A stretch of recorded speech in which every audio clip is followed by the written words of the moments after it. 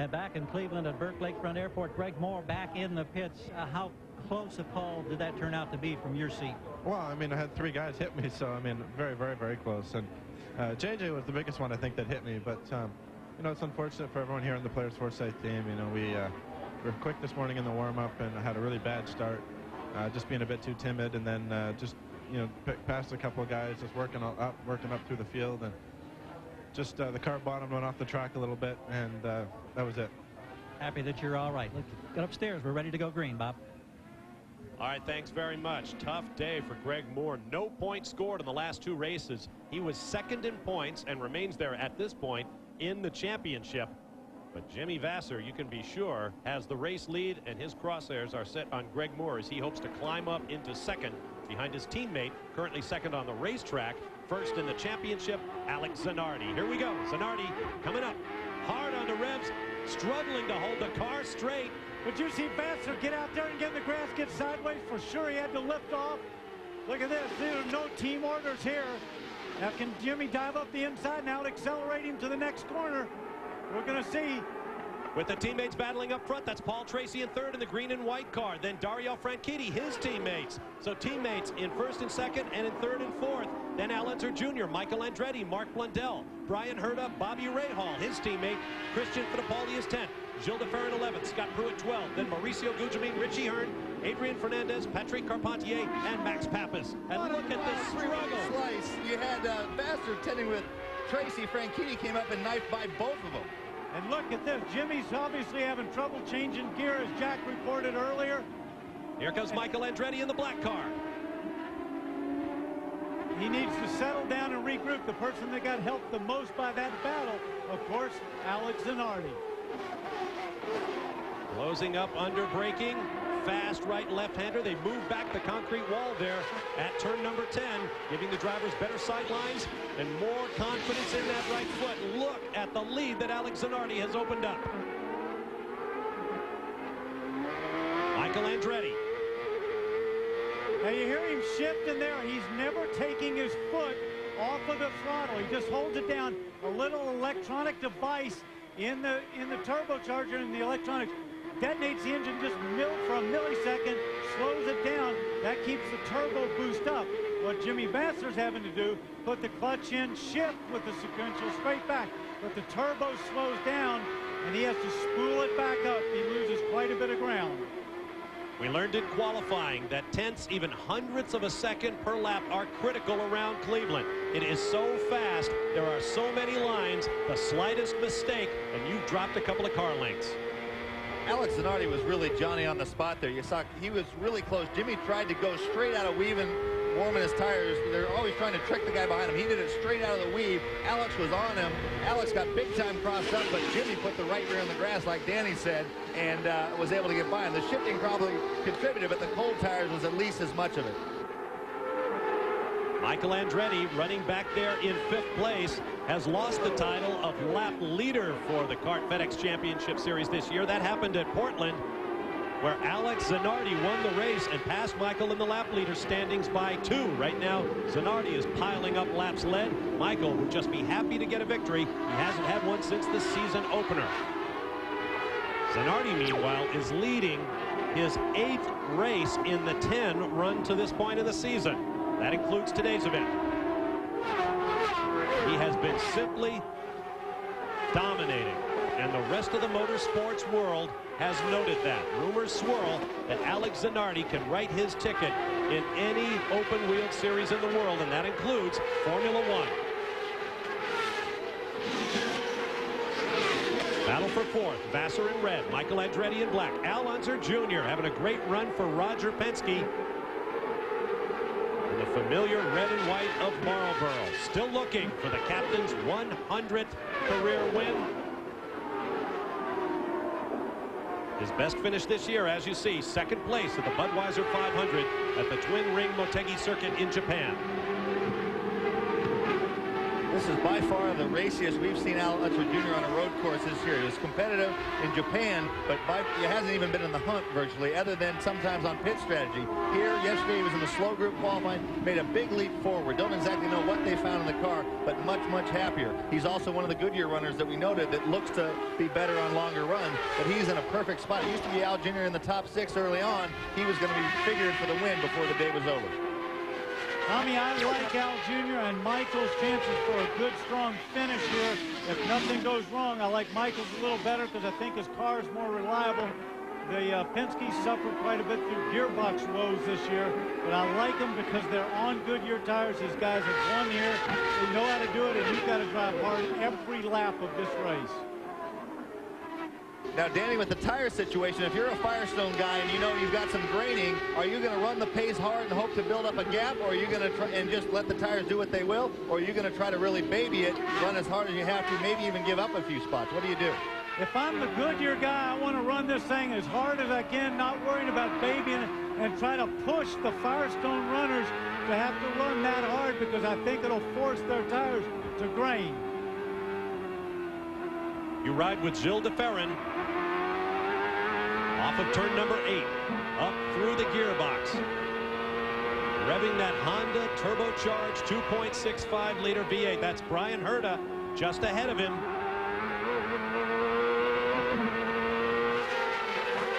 There's the gap. Herta on the left. Herta qualified well, currently back there in 9th. There's another one that we got to look for is Gilles de Ferran. He's gone so well here in the years past, has won this race.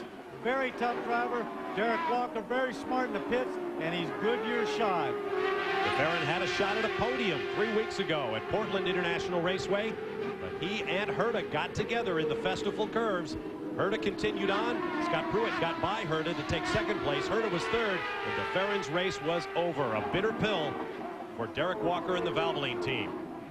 I wonder what's going on with Bryan Herta here. He lost a few spots on the start, but he's also been slipping back under green. So he's one of the Firestone guys. It'd be interesting to find out if there's something going on other than the tires. Does he have a problem? Is he running flat out, or is he trying to baby things? Checking the speeds at the line. The arrowheads to the right tell you who's got the fast lap, and last time around it was Michael Andretti at 126.244 miles an hour. That's about 8 miles an hour off of the average speed for Jimmy Vasser's fast qualifying lap. So these guys are flying. A sun-drenched day here at Burke Lakefront Airport as you go on board with Michael Andretti. Let's get more on the tire situation from Jack Arute. Well, Bob, we talk about graining. Let's show you what a tire should normally look like under race conditions. See this way, this is just a little bit of debris. But when you have a graining problem, here's exactly what will happen to a tire. These are a set of tires that came off after an extended practice session. The drivers have brought them out here. They've had to make major chassis adjustments to try and compensate for this graining problem. The question mark remains, how long can you go with the right chassis setup before this occurs again? That's where sometimes maybe 3 stops versus 2 stops might help. Another good way to explain graining is almost like something's going on at the contact patch, and it looks like someone has taken a cheese grater. And when you're running in the car, you can actually see that in the rearview mirror. A lot of the guys, I know Vasser a lot, you can watch and you can see a graining pattern in your mirror. So not only do you feel it, you can see the rubber just being peeled off. And needless to say, that is not a good thing. The running order is Zanardi, Tracy, Franchitti, and then this battle, Vasser, Unser Jr., and Michael Andretti. Vasser on the right, Unser on the left. There comes Michael getting a bit of dust in the air down there in turn 7. Vasser is going to have to soldier on his problem, why he is being passed. As we alluded to, the manual shifting situation. The problem gets exacerbated when he's in race traffic. According to Tom Anderson, having to depress the clutch, Danny Sullivan, requires so much more time that these guys are just eating his lunch in the corners. Are you seeing it up there? Down into 1 they go. Unser Jr. takes a shot, or well, at least a look down the inside of Vasser in 1. And there's Michael just behind. Those two have swapped positions already a couple of times. Unser Jr. getting Andretti, Andretti getting Unser Jr. back. Now Unser Jr.'s in the lead. The 2 winningest active drivers in the series. 37 victories for Michael, 31 laurels for Al Unser Jr. You saw a little Al there. He just made a real bold move out into the mirror, but he really wasn't trying. Didn't look like he was really trying to go by. If he can get Vassar to take a look and leave an extra lane, he can go through. That's a way of kind of hedging your bets. The braking zones are getting so short in these cars. No one wants to make a move unless they're sure of it. And if you go that extra 2 or 3 car lengths deeper, you're committed, and sometimes there's no way out. So sometimes you'll just pop out, show him the nose, hope you can kind of bluff him off the line. We'll see what happens this time by. He definitely closed up before the brake zone, but wasn't much better under braking. And that bright blue and red car that you see at the back. Oh, and look at that move, Al Jr. He was setting him up the time before. Tommy made a great move down there. Now can he hold on? Jimmy's going to try to come back at him. And Danny, the question that I pose to you is, if we can monitor the radios and know that there's a problem with Jimmy Vassar, wouldn't you think that most of the other teams know it as well, and you can use that to your advantage when you're trying to set him up for a pass?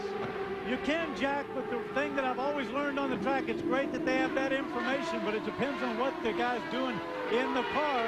And everybody keeps telling me sometimes the guy's slowing or he's got a problem, but it sure isn't relevant when you're right behind him.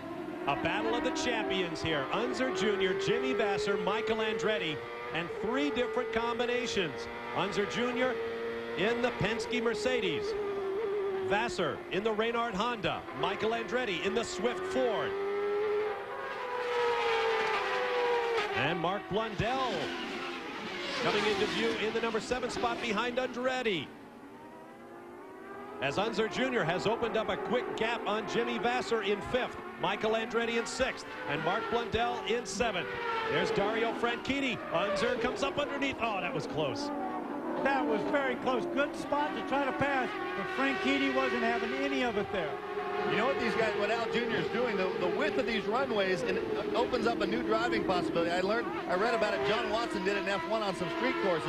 What they do is they turn in early and they aim straight for the apex and they brake on a diagonal. It really slows down their corner speed, but it gives them position, and then they just park it at the apex and then get by. You see, Michael got around, same sort of thing. It's so wide going into the corner, the optimum line for speed is arcing it in gently. But sometimes you just stuff it in there, get the thing stopped. The guy has no choice but to yield. And Tommy, one thing they do is when they go through, they don't care about the corner. They just dive down in it.